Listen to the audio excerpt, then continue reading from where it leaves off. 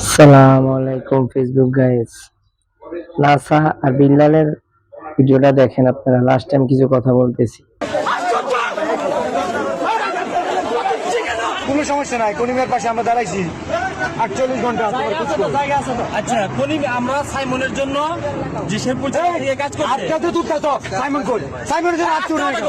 সাইমনের জন্য হাত উঠে না কেন? আমি তোমার বলি, আমি আমার কি সাইমনের জন্য কোনো কন্ট্রাক্ট আছে? কথা বলবো না।